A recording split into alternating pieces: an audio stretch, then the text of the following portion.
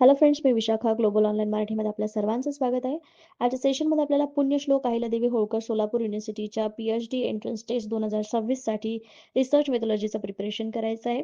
हे रिसर्च मेथॉलॉजीचं प्रिपरेशन आपण MCQ प्रॅक्टिस थ्रू करणार आहोत, ज्याचं हे तिसरं लेक्चर आहे. So let start with the session. सेशनला सुरुवात करण्या अगोदर सगळ्या स्टुडंटसाठी एक इम्पॉर्टंट सूचना अशी आहे की जे स्टुडंट्स या एक्झामसाठी प्रिपेअर करतायत त्यांच्यासाठी स्पेशल रिसर्च मेथॉलॉजीसाठी आम्ही एक फुल कोर्स घेऊन आलो. जसं की आपल्याला माहिती आहे या एक्झाममध्ये रिसर्च मेथॉलॉजीचा पार्ट जो आहे तो तुम्हाला मॅक्झिमम स्कोर मिळवून देऊन तुम्ही ही एक्झाम क्रॅक करू शकता. अशा पद्धतीने रिसर्च मेथॉलॉजी तुमचं इथं प्रिपेअर करून घेतलं जाईल. या फुल कोर्समध्ये आम्ही तुम्हाला देणार आहोत संपूर्ण अभ्यासक्रम, मॉक टेस्ट, संपूर्ण अभ्यासक्रम notes, video lectures plus daily live lectures, 1500 plus MCQ PDF, ज्याची फीस आहे 899. आणि जॉईन करण्यासाठी इकडे दिलेल्या व्हॉट्सअप नंबरवरती मेसेज करून तुम्ही लगेचच कोर्सला जॉईन होऊ शकता. जसं की आपल्याला माहिती आहे 15 मे मध्ये आपली ही एक्झाम होणार आहे, तर तोपर्यंत तुमचं रिसर्च मेथॉलॉजीचा बेस पक्का होण्यासाठी हा कोर्स तुम्हाला नक्कीच मदत करेल. So let's start with the session. वळूयाच्या प्रश्नाकडे. पहिला प्रश्न आहे, what is the main aim of interdisciplinary research? अंतविषय संशोधनाचे मुख्य उद्दिष्ट काय आहे? तर इंटरडिसिप्लिनरी रिसर्च काय आहे ते आपल्याला बघायचं आहे, पण त्याचं उद्दिष्ट काय आहे हा आपला प्रश्न आहे. ऑप्शन्स आहेत, to over simplify the problem of research, संशोधनाची समस्या अधिक सुलभ करणे. To bring out the holistic approach the research, संशोधनासाठी समग्र दृष्टिकोन आणणे. To create a new trend in research methodology, संशोधन पद्धतीमध्ये नवीन ट्रेंड तयार करणे. To reduce the emphasize on single subject in the research domain, संशोधन डोमेनमधील एका विषयावरील भर कमी करणे. ही सगळी उद्दिष्ट आहेत, पण हे इंटरडिसिप्लिनरी रिसर्चचा उद्देश कुठला आहे? तर करेक्ट आन्सर आहे B, to bring out the holistic approach to the research, संशोधनासाठी समग्र दृष्टिकोन आणणे हे एक या रिसर्चचं उद्दिष्ट आहे. तर इंटरडिसिप्लिनरी रिसर्च म्हणजे काय नेमकं? तर interdisciplinary research is a mode of research by teams or the individuals that integrates information, data, techniques, tools, perspectives, concepts, and or theories from two or more disciplines or bodies of specialized knowledge to the advanced fundamental understanding to solve problems. रिसर्चचाच प्रकार आहे ज्याच्यामध्ये आपण data, information म्हणजे माहिती, techniques वेगवेगळे वापरतो, tools वेगवेगळे वापरतो, कन्सेप्ट्स वापरतो, थेरीज असतात. एका थेरीपासून दोन वेगळ्या डिसिप्लिनरीज बॉडीज तयार करतो, स्पेशलाइज नॉलेज त्याच्यामध्ये आपण आणतो, त्याला आपण इंटरडिसिप्लिनरी रिसर्च असं म्हणू शकतो. फंडामेंटल अंडरस्टँडिंगसाठी किंवा प्रॉब्लेम सॉल्व्ह करण्यासाठी या प्रकारचा रिसर्च केला जातो. म्हणजे कसं, एक विषय आहे त्याच्यातून आणखीन दुसरा विषय शोधणे, या रिसर्चला आपण इंटरडिसिप्लिनरी रिसर्च असं म्हणू शकतो. तर याचं करेक्ट आन्सर बी होतं, to bring out the holistic approach. कारण समग्र दृष्टिकोन आल्याशिवाय आपण कुठलाही रिसर्च करू शकत नाही. याच्यामध्ये आपल्याला सगळ्याच गोष्टी इन्क्लूड करायच्या आहेत, माहिती, डेटा, टेक्निक्स, टूल्स. त्यामुळे हा बी ऑप्शन जो होता आपला या प्रश्नासाठीचा तो इथे करेक्ट होता इंटरडिसिप्लिनरी रिसर्चच्या बाबतीत. नेक्स्ट क्वेश्चन आहे सेकंड नंबरचा, the main aim of scientific method in research field is to. तर सायंटिफिक मेथडमध्ये फील्ड पद्धतीचा किंवा वैज्ञानिक पद्धतीचा मुख्य उद्देश काय आहे हे आपल्याला सांगायचं आहे. ऑप्शन्स आहेत, इम्प्रूव्ह डेटा इंटरप्रिटेशन, डेटा व्याख्या सुधारित करा किंवा डेटाच्या ज्या काही संकल्पना आहेत त्या सुधारित करा. कन्फर्म ट्रँग्युलेशन, त्रिकोणाची पुष्टी करा. इंट्रोड्यूस न्यू व्हेरिएबल्स, नवीन व्हेरिएबल्सचा परिचय द्या. एलिमिनेट स्पिरियस रिलेशन, उत्तेजक संबंध दूर करा. तर याच्यामध्ये मुख्य उद्देश जो आहे, म्हणजे आपलं करेक्ट आन्सर इथे जे असणार आहे ते आहे डी, एलिमिनेट स्पिरियस रिलेशन. तर संशोधन क्षेत्रामध्ये या प्रकारचं जे गोष्टी आहेत त्या टाळल्या जातात किंवा त्याचं मेन एम जे आहे, मुख्य उद्दिष्ट आहे ते हे आहे. चांगल्या प्रकारचं नॉलेज आपल्याला समोर आणायचं असेल किंवा आपल्याला रिसर्च करायचं असेल तर इथे आपल्याला या गोष्टी टाळणे हे मुख्य उद्दिष्ट याच्यामध्ये असतं. When conducting research, scientists use the scientific method to collect measurable empirical evidence in an experiment related to the hypothesis, often in the form of if the statement, the result aiming to the support or contradict the theory. थेअरीची जी गोष्ट आहे त्याच्याबद्दल आपल्याला जो काही result काढायचा आहे त्या रिझल्टच्या एमपर्यंत म्हणजे त्याच्या गोलपर्यंत पोहोचण्यासाठी आपण सायंटिफिक मेथड या रिसर्चमध्ये वापरत असतो. त्याच्यामध्ये पुरावे देण्यासाठी सायंटिफिक मेथड वापरत असतो. जेव्हा सायंटिफिक मेथडने आपण एखादी गोष्ट करतो तेव्हा आपल्याला चांगले पुरावे हाती लागतात. त्या पुराव्यांद्वारे आपण नेक्स्ट जो व्यक्ती आहे, समोरचा जो व्यक्ती आहे, त्याला आपण आपलं संशोधन काय आहे किंवा आपली जी गोष्ट आपल्याला मिळालेली आहे ती बरोबर आहे किंवा आपण जे हायपोथेसिस मांडलेलं आहे ते बरोबर आहे हे आपण प्रूव्ह करू शकतो सायंटिफिक मेथड जर आपण रिसर्चमध्ये वापरली तर. तर व्हॉट इज सायंटिफिक मेथड हे आता आपण या प्रश्नामध्ये समजून घेतलं. नेक्स्ट क्वेश्चन आहे 3rd नंबरचा.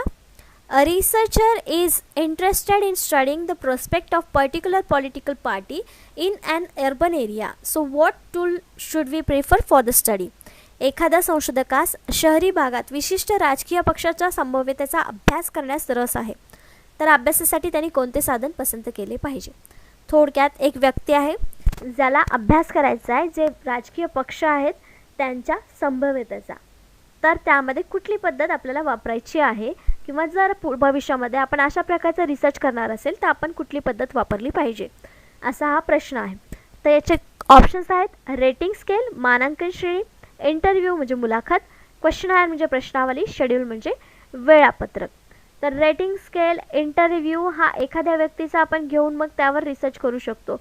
शेड्यूल वेळापत्रक ठरवून आपल्याला त्याच्यावरती डेटा मिळणार आहे का, नाही. मग आपल्याला काय इथे द्यावं लागणार आहे, इथे आपल्याला द्यावं लागणार आहे क्वेश्चनायर प्रश्नावली. भरपूर साऱ्या राजकीय पक्षांच्या संभाव्यतेचा अभ्यास करायचा आहे, मग तिथे आपल्याला किती प्रश्न विचारावे लागतील माहिती नाही.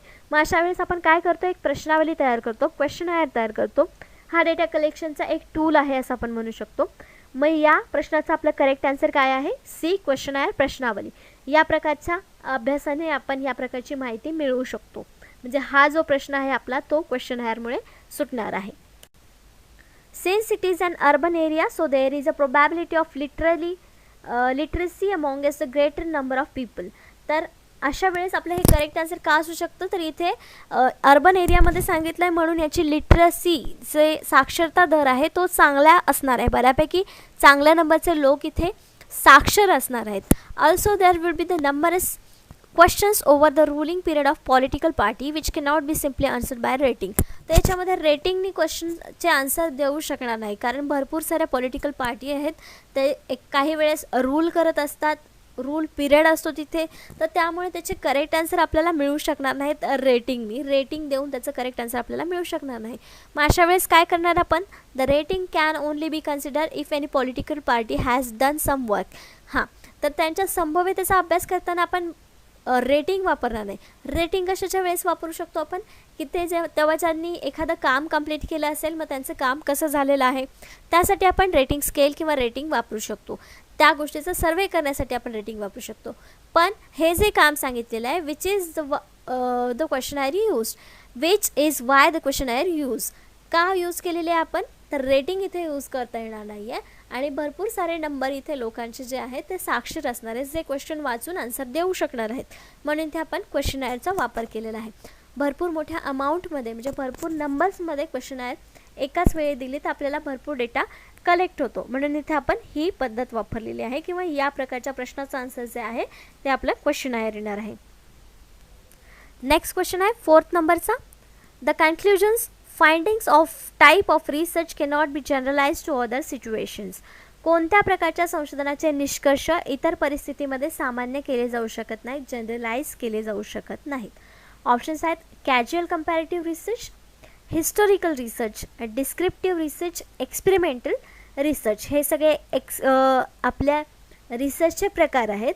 तर या प्रकारातला कोणता असा प्रकार आहे किंवा कोणता असा रिसर्च आहे ज्याचा निष्कर्ष प्रत्येक परिस्थितीमध्ये लागू होत नाही किंवा सेम असेलच असं आपण सांगू शकत नाही. तर यापैकी कुठला रिसर्च आहे, त्याचे करेक्ट आन्सर आहे बी हिस्टोरिकल रिसर्च, ऐतिहासिक संशोधन. तर ते का नसेल बघूया. One cannot generalize historical research in the USA which has been done in India. तर असं आपण जनरलाइज का करू शकत नाही, आपण एक उदाहरण दिलेलं आहे इथं की USA झालेला हिस्टोरिकल रिसर्च जो आहे तोच इंडियामध्ये लागू होईल असं नाही आहे. एखादं म्युझियम आहे USA आणि त्या म्युझियमचे लोक व्हिजिट करणं किंवा ते हिस्टोरिकल बॅकग्राऊंड जे आहे तिथल्या म्युझियमचं तेच बॅकग्राऊंड इंडियातल्या म्युझियमचं असेल किंवा तिथल्या राजांचं असेल असं आपण सांगू शकत नाही. म्हणजे हिस्टोरिकल रिसर्च जो आहे तो दोन्हीकडे सेम होऊ शकत नाही, म्हणून आपल्या इथे करेक्ट आन्सर जे आलेलं आहे ते हिस्टोरिकल रिसर्च होता जो जनरलाइज करू शकत नाही प्रत्येक सिच्युएशनमध्ये. Historical research is a qualitative technique. तर हिस्टोरिकल रिसर्च काय आहे, क्वालिटेटिव्ह आहे, क्वांटिटेटिव्ह नाही. Historical research studies the meaning of past events in an attempt to interpret the facts and explain the cause and events. तर historical रिसर्चमध्ये काय explain करतो किंवा काय रिसर्च होतो, तर जे भूतकाळात झालेले इव्हेंट्स आहेत किंवा जे सत्य आहेत, आपल्या भूतकाळातील फॅक्ट्स आहेत, सत्य आहेत, त्यांना एक्सप्लेन करणं किंवा कुठले इव्हेंट्स आहेत त्याचे कारणं कुठली होती किंवा त्या इव्हेंट्स कसे झाले, त्याचा इफेक्ट काय होता, प्रेझेंट इव्हेंट्स काय आहेत त्याच्यातले, त्याच्यावरती रिलेटेड, यासाठी आपण हिस्टोरिकल रिसर्च करत असतो. हिस्टोरिकल बॅकग्राऊंड, हिस्टोरिकल रिसर्च हे पुढच्या पिढीला माहिती मिळण्यासाठी केले जातात. तर आत्ताच्या आपण प्रश्नावरून आपण हिस्टोरिकल रिसर्च काय आहे किंवा त्याचे जे निष्कर्ष आहेत ते सगळीकडे जनरलाइज होऊ शकत नाही हे शिकलो. नेक्स्ट क्वेश्चन आहे 5th नंबरचा, who can successfully conduct research. यशस्वीरित्या संशोधन कोण करू शकतो.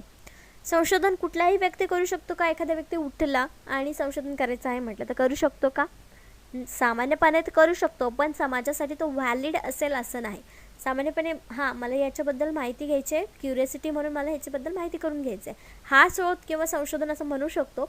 पण जो प्रॉपर संशोधन असतो, ज्याला व्हॅलिड मान्यता असते, ते संशोधन करण्यासाठी कुठली गोष्ट आवश्यक आहे ते बघूया.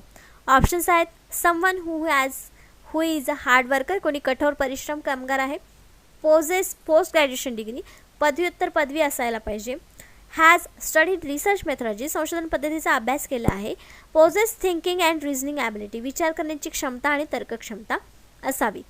तर यामधले सगळेच ऑप्शन आपल्याला करेक्ट वाटत आहेत की त्यांनी हार्डवर्कर असलं पाहिजे, ते पोस्ट ग्रॅज्युएट तर असलंच पाहिजे. माहिती आपल्याला संशोधन करण्यासाठी, PhD करण्यासाठी पोस्ट ग्रॅज्युएशन कंपल्सरी आहे. त्यानंतर रिसर्च मेथॉलॉजीचा अभ्यास केलेला असावा, हे पण कंपल्सरी आहे आपल्याला PhD करायची असेल तर. मग लास्ट पण आहे की विचार करण्याची क्षमता आणि तर्क क्षमता असेल तर आपण PhD करू शकतो. मग यातलं करेक्ट आन्सर काय आहे, तर तिथं करेक्ट आन्सर आहे C, has studies research methodology, संशोधन पद्धतीचा अभ्यास केलेला असावा त्यांनी, त्यानुसारच त्याचं करेक्ट आन्सर मिळू शकतं किंवा करेक्ट स्टेपने आपण रिसर्च व्यवस्थित करू शकतो. म्हणून याचं करेक्ट आन्सर आहे सी, की त्यांनी रिसर्च मेथॉडचा अभ्यास केलेला असावा, तेव्हाच तो एक रिसर्च प्रॉपर करू शकतो. मग या क्वेश्चनचं एक्सप्लेनेशन देखील असंच आहे, कोणतीही व्यक्ती ज्याने रिसर्च मेथॉलॉजी अभ्यासलेली आहे किंवा त्याला ती रिसर्च मेथॉलॉजी काय आहे हे माहिती आहे, तो त्याच्या मनाने किंवा एखादा कुठलाही सब्जेक्ट निवडून त्याच्यावरती रिसर्च करू शकतो, संशोधन करू शकतो. नेक्स्ट क्वेश्चन बघूया 6 नंबरचा, which of the following is not method of research, पुढीलपैकी कोणती संशोधन करण्याची पद्धत नाही. ऑप्शन्स दिलेले आहेत, त्यातली कुठली पद्धत ही संशोधन करण्याची नाही आहे किंवा संशोधन पद्धत नाही आहे हे सांगायचं आहे. ऑप्शन्स आहेत सर्वेक्षण, हिस्टॉरिकल म्हणजे ऐतिहासिक, ऑब्झर्वेशन म्हणजे निरीक्षण, फिलॉसॉफिकल म्हणजे तात्विक. तर आपण जेव्हा ऑप्शन्स वाचतो त्याच्यातून पटकन क्लिक होतं की कुठला आन्सर याचा असावं. याचं करेक्ट आन्सर आहे सी, ऑब्झर्वेशन, निरीक्षण. ही एक संशोधनाची पद्धत नाही आहे, हे एक रिसर्चचं टूल आहे, संशोधनाचं टूल आहे, डेटा कलेक्शनचं टूल आहे असं आपण म्हणू शकतो, पण संशोधन करण्याची पद्धत ही नाही. म्हणून इथं आपलं करेक्ट आन्सर काय आलेलं आहे सी, ऑब्झर्वेशन, निरीक्षण. तर इथे आपण काही रिसर्चचे टाईप बघतो आहे. पहिला आहे थेरोटिकल रिसर्च. थेरोटिकल रिसर्च म्हणजे आपण एखादा एक संशोधन करतो तेव्हा त्यातून एक थिअरी निर्माण होते, तर त्याला आपण थेरोटिकल रिसर्च म्हणतो. अप्लाइड रिसर्च म्हणजे काय, एखाद्या गोष्टीवरती किंवा प्रॉब्लेमवरती पटकन सोल्युशन काढायचं असेल तेव्हा आपण एखादा रिसर्च करतो आणि ते अप्लाय करतो आपल्या सिच्युएशनवरती, प्रॉब्लेमवरती, त्याला आपण अप्लाइड रिसर्च म्हणतो. एक्सप्लोरेटरी रिसर्च म्हणजे काय, एखादा प्रॉब्लेम आहे किंवा कन्सेप्ट आहे, सिच्युएशन आहे जी क्लिअरली डिफाईन झालेली नाही आहे, त्याच्यावर अजून संशोधन व्हायला पाहिजे, अशा प्रकारचा रिसर्च आहे, ते एक्सप्लोरेटरी रिसर्च आहे. डिस्क्रिप्टिव्ह रिसर्च म्हणजे काय, त्या एखाद्या गोष्टीबद्दल भरपूर सारे डिस्क्रिप्शन आहे किंवा त्याचे परिणाम, कारण जे काही आपण डिस्क्रिप्शन लिहितो त्याला डिस्क्रिप्टिव्ह रिसर्च असं म्हणू शकतो. तर एक्सप्लेनेटरी रिसर्च म्हणजे काय, तर ते जे प्रॉब्लेम्स आहेत ते वेल रिसर्च नसतात, मग त्याच्यावर आणखीन रिसर्च आवश्यक असतो, बेटर रिसर्च करणं गरजेचं असतं, तेव्हा या प्रकारचा रिसर्च केला जातो. क्वालिटेटिव्ह रिसर्च म्हणजे काय, ज्याच्यामध्ये अंक नाहीत असा रिसर्च, आणि क्वांटिटेटिव्ह म्हणजे ज्याच्यामध्ये अंक आहेत असा रिसर्च. तर हे दोन वेगवेगळे प्रकार आहेत, त्याच्या अंडर वेगवेगळे प्रकार रिसर्चचे पडत असतात. एक्सपेरिमेंटल रिसर्च म्हणजे जिथे आपण एक्सपेरिमेंट करून तिथे रिसर्च निर्माण होतो त्याला एक्सपेरिमेंटल रिसर्च म्हणू शकतो. हे काही पार्ट्स आहेत किंवा हे काही टाईप्स आहेत रिसर्चचे, याच्या व्यतिरिक्तही रिसर्चचे टाईप्स आहेत, ते देखील आपण एखाद्या क्वेश्चन्समध्ये किंवा कन्सेप्टमध्ये थेअरीमध्ये बघणार आहोत. नेक्स्ट क्वेश्चन आहे 7 नंबरचा. A research problem is feasible only when. एक संशोधन समस्या फक्त तेव्हा शक्य आहे जेव्हा शक्य किंवा व्यवहार्य आहे की जेव्हा ऑप्शन्स आहेत इट हॅज युटिलिटी आणि रिलिव्हन्स, त्याची उपयुक्तता आणि प्रासंगिकता आहे. It is new and add something to the knowledge, हे नवीन आहे किंवा ज्ञानात काहीतरी जोडते. इट इज रिसर्चेबल, हे संशोधन करण्यायोग्य आहे. आणि D all of the above वरील सर्व. त्याचं करेक्ट आन्सर आहे D all of the above. का? कारण रिसर्च प्रॉब्लेम विचारलेला आहे, कधी व्यवहार्य असतं किंवा शक्य आहे किंवा तो घेण्यायोग्य आहे, कारण त्याच्यामध्ये उपयुक्तता आणि प्रासंगिकता पण पाहिजे. म्हणजे लेटेस्ट विषय असेल तरच त्याच्यामध्ये उपयुक्त असेल. त्याच्यावरती जे सोल्युशन आपण शोधणार आहे ते जर आधी घडून गेलेल्या गोष्टीवरती असतील तर त्याचा तिथे काहीच उपयोग होणार नाही. म्हणजे प्रासंगिकता त्याच्यामध्ये असायला हवी त्या प्रॉब्लेममध्ये, जो आपण रिसर्च प्रॉब्लेम निवडणार आहे त्याच्यामध्ये. त्यानंतर जे आपण सर्च करणार आहोत त्याच्यामध्ये आपल्या ज्ञानात काहीतरी भर पडायला पाहिजे. ऑलरेडी जर ते करून झालेलं असेल तर त्याच्यामध्ये आपली एक्स्ट्रा भर काय मिळणार नाही. जे आपलं ऑलरेडी नॉलेज आहे तेच नॉलेज आपण शेअर करतो, एवढंच होणार. नंतर इट इज रिसर्चेबल, म्हणजे हे संशोधन करण्यायोग्य पण असलं पाहिजे. नॉर्मल ऑलरेडी त्याच्यावरती कोणीतरी लिहून ठेवलेलं ऑलरेडी असणं त्याला रिसर्चेबल विषय आपण म्हणू शकत नाही किंवा रिसर्चेबल प्रॉब्लेम असं म्हणू शकत नाही. जे जनरल नैसर्गिकरित्या होतं आहे त्याच्यावरती जर सोल्युशन ऑलरेडी असेल तर तो एक गुड प्रॉब्लेम होणार नाही, गुड रिसर्च प्रॉब्लेम होणार नाही. म्हणजे आपलं हे सी करेक्ट ऑप्शन, हे सी देखील करेक्ट ऑप्शन आहे. मग आपल्या इथे तिन्ही ऑप्शन्स करेक्ट आहे म्हणून डी ऑप्शन इथे आपण आन्सर देतो. ऑल ऑफ द अबो वरील सर्व जे ऑप्शन्स आहेत ते करेक्ट आहेत. A research problem can be define as a statement about the area of the interest. तर रिसर्च प्रॉब्लेम नेमकं काय आहे इथं बघतो आपण. तर एक स्टेटमेंट आहे जे आपल्या इंटरेस्टमधल्या एरियामधला एक स्टेटमेंट आहे किंवा प्रॉब्लेम आहे. A condition that is required to improve, जिथे आपली एक कंडिशन आहे, स्थिती आहे, ती आपल्याला सुधारायची आहे किंवा त्याच्यामध्ये इम्प्रूव्हमेंट करायची आहे. A difficulty that has to be eradicated or any distinguished question existing in scholarly literature in a theory or in practice that point to be solved. तर प्रॉब्लेम म्हणजे काय, एखादी सिच्युएशन आहे ज्याच्यामधला काही प्रश्न आहेत, काहीतरी साहित्य आहे पण आपल्याला ते सॉल्व करायचं आहे, त्याच्यावरती आपल्याला उपाय शोधायचा आहे, त्याला आपण रिसर्च प्रॉब्लेम असं म्हणू शकतो. जो कोणी एक प्रॅक्टिकल किंवा पॉईंट आहे जो आपल्याला सॉल्व करायचा आहे त्याला आपण रिसर्च प्रॉब्लेम असं म्हणू शकतो. नेक्स्ट क्वेश्चन आहे 8th नंबरचा. Authenticity of research findings is it's. संशोधनाची शोधातील सत्यता ही त्याची आहे किंवा त्याच्यावर शोधलेली असते किंवा अवलंबून असते. Authenticity of research finding is it's त्याची काय असते. ऑप्शन्स आहेत व्हॅलिडिटी वैधता, ऑब्जेक्टिव्हिटी म्हणजे वस्तुस्थिती, ओरिजिनॅलिटी म्हणजे मौलिकता, D all of the above वरील सर्व. तर ऑथेंटिसिटी म्हणजे संशोधनाची शोधाची सत्यता ही काय असते, एक वस्तुस्थिती असते. म्हणजे जे आपण रिसर्च करताना प्रॉब्लेम्स कसे निवडतो आपण, जे करंट सिच्युएशनवरती आहेत त्याच्यावरती आपल्याला रिसर्च करणं गरजेचं आहे. त्याच्यावर रिसर्च केल्यानंतर त्याचे उपाय जे आहेत ते लागू केल्यावर काहीतरी फायदा होणार आहेत अशा गोष्टी आपण निवडतो. म्हणजेच आपण सत्यता जी आहे ती तिथे मांडत असतो, वस्तुस्थिती मांडत असतो. म्हणून आपलं करेक्ट आन्सर इथे काय आलेलं आहे, बी ऑब्जेक्टिव्हिटी. संशोधनाच्या शोधातील सत्यता ही त्याची एक वस्तुस्थिती असते, हे त्याचं करेक्ट आन्सर येणार आहे. म्हणून आपल्या इथे करेक्ट आन्सर बी आहे, ऑब्जेक्टिव्हिटी वस्तुस्थिती. नेक्स्ट क्वेश्चन बघतोय 9th नंबरचा. Which one is called non probability sampling. असंभाव्यतेचे सॅम्पलिंग कोणाला म्हणतात किंवा असंभाव्यता सॅम्पलिंग पद्धतीमध्ये कुठला प्रकार खालील ऑप्शन्सपैकी येतो हे आपल्याला सांगायचं आहे. ऑप्शन्स आहेत कोटा सॅम्पलिंग, कोटा नमुना, cluster sampling, systematic sampling, स्ट्रॅटिफाईड random sampling. तर संभाव्यतेमध्ये स्ट्रॅटिफाईड, सिस्टमॅटिक आणि क्लस्टर हे तिन्ही प्रकार येतात. फक्त कोटा सॅम्पलिंग जे आहे ते नॉन प्रोबॅबिलिटी सॅम्पलिंगमध्ये येतं. म्हणून याचं करेक्ट आन्सर जे आहे ते आहे ए कोटा सॅम्पलिंग. कोटा नमुना जो आहे तो असंभाव्यतेच्या सॅम्पलिंगमध्ये येतं. Common non probability sampling methods include convenience sampling. तर नॉन प्रोबॅबिलिटी सॅम्पलिंग मेथड्समध्ये कुठले कुठले प्रकार आहेत हे आपण बघतोय. Convenience sampling, voluntary response sampling, purposive sampling, snowball sampling and quota sampling.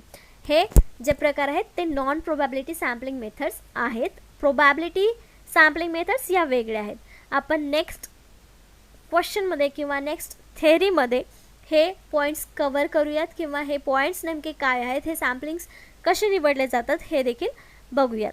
Convenience sample, voluntary response sample and purposive samplings and snowball samples. तोपर्यंत हे आपल्याला लक्षात ठेवायचं, हे नॉन प्रोबॅबिलिटी सॅम्पलिंग मेथड्स आहेत. नेक्स्ट क्वेश्चन आहे 10 नंबरचा. What does a good thesis involve. चांगल्या प्रबंधात काय समाविष्ट आहे. तर प्रबंध म्हणजे आपण जे थेसिस जे लिहितो ते PhD कंप्लीट करत असताना किंवा आपला रिसर्च कंप्लीट करत असताना लिहित असतो. जो पूर्ण रिसर्च फाइंडिंग्स आहेत, आपले जे स्टेप्स आहेत, त्या स्टेप्स वाईज हा प्रबंध आपण तयार करत असतो. तर तो चांगला प्रबंध म्हणजे काय किंवा जे पॉईंट्स चांगल्या प्रबंधामध्ये असले पाहिजेत ते कुठले कुठले आहेत ते आपल्याला सांगायचं आहे.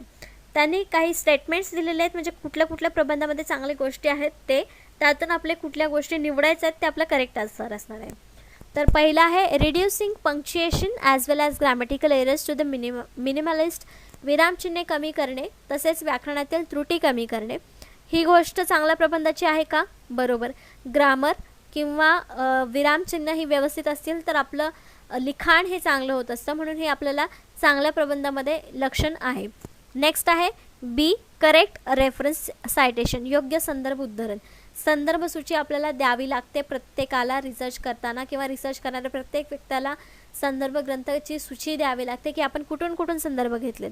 मग हे पण आपल्या चांगल्या प्रबंधाचे एक गोष्ट आहे किंवा एक भाग आहे, म्हणून आपलं बी पण स्टेटमेंट करेक्ट आहे. Statement C, consistency in the way of thesis writing. प्रबंध लेखनाच्या मार्गात सुसंगत असावी. तुटक प्रबंध लेखन असेल तर ते योग्य वाटेल का किंवा वाचायलाही चांगलं वाटेल का? नाही. मग आपल्या इथं स्टेटमेंट सी सुद्धा करेक्ट आहे, कारण त्याच्यामध्ये सुसंगतता असली पाहिजे. स्टेटमेंट डी, वेल डिफाईन्ड अब्स्ट्रॅक्ट. सुस्पष्ट सारांश असावा. प्रबंधामध्ये आपल्याला सुरुवातीला सारांश देखील लिहावा लागतो. मग तो सारांश जो आहे तो सुस्पष्ट असेल तरच आपल्याला पुढचा सगळा रिसर्च चांगला दिसतो किंवा रिसर्चमध्ये नेमकं काय आहे ते आपल्याला त्याच्यातून कळतं, म्हणून तो सुस्पष्ट असावा. वेल डिफाईन्ड अब्स्ट्रॅक्ट असावा. म्हणजे आपले ABCD चारही ज्या गोष्टी आहेत त्या चांगल्या प्रबंधामध्ये समाविष्ट कराव्या लागतात किंवा चांगला प्रबंध होण्यासाठी या चारही गोष्टी आवश्यक आहेत. मग आपलं करेक्ट आन्सर इथे काय येणार आहे? ABCD हे चारही ऑप्शन जिथे असतील ते आपलं करेक्ट आन्सर असणार आहे. मग इथे ऑप्शन्समध्ये बी ऑप्शन जे आहे ते आपलं करेक्ट आन्सर आहे. ABCD चारही ऑप्शन्स असणारं करेक्ट आन्सर बी आहे, म्हणून आपलं इथे करेक्ट आन्सर बी आलेलं आहे. A thesis statement should be show exactly what your paper will be about. म्हणजे थेसिस स्टेटमेंट काय असतं, तर जे आपल्या पेपरमध्ये काय असणार आहे ते एक्झॅक्टली शो करणारं हे स्टेटमेंट असतं. What will help you to keep your paper to a manageable topic. जे मॅनेजेबल आपला टॉपिक आहे त्याच्यावरती आपल्याला हेल्प करणार आहे हे स्टेटमेंट. ज्या पेपरवरती टिकून राहण्यासाठी आपल्याला हे स्टेटमेंट हेल्प करणार आहे. For example, if you are writing a 7 to 10 page paper on hunger. जर आपण भूकेवर 7 ते 10 पानं लिहिणार असेल, you might say world hunger has many causes and effect. मग आपलं स्टेटमेंट काय असणार आहे की वर्ल्ड हंगर म्हणजे जागतिक भूक जे आहे किंवा भूकमारी जे आहे त्याचे भरपूर कारणं आहेत आणि त्याचे परिणाम देखील आहेत. याच्यामध्ये आपण काहीही स्टडी केला भुकेवरती किंवा हंगरवरती तर तो सगळ्या याच्यामध्ये इन्क्लूड होता. आपल्या विषयाचा वास्टपणा किती आहे म्हणजे त्याचं टॉपिक किती खोल आहे हा आपल्या एका स्टेटमेंटवरून लक्षात येतो. म्हणून ते स्टेटमेंट जे आहे, थेसिस स्टेटमेंट जे आहे ते अशा प्रकारचं असायला पाहिजे. तर आजच्या या प्रश्नामध्ये आपण लास्टवाल्या त्याच्यामध्ये आपण थेसिस स्टेटमेंट कसं असायला पाहिजे किंवा थेसिस स्टेटमेंट काय आहे हे बघितलं. नेक्स्ट, तर आजचे 10 प्रश्न, आपले 10 कन्सेप्ट इथे संपलेले आहेत. आपण कन्सेप्ट पूर्ण क्लिअर केलेले नाही आहेत, जे आपल्याला थेअरी पार्टमध्ये कवर करायचं पूर्ण कन्सेप्ट त्याच्यामध्ये होणार आहेत. पण आपण सध्या क्वेश्चनमध्ये जो कन्सेप्ट येतो आहे तो काय कन्सेप्ट आहे ते पण क्लिअर करतो. डीपमध्ये कन्सेप्ट क्लिअर करण्यासाठी आपण थेअरी पार्ट बघणार आहोत. तर आजचे 10 प्रश्न आणि 10 कन्सेप्ट इकडे संपलेले आहेत. नेक्स्ट लेक्चरमध्ये आपण पुढचे 10 कन्सेप्ट बघणार आहोत. आजसाठी धन्यवाद.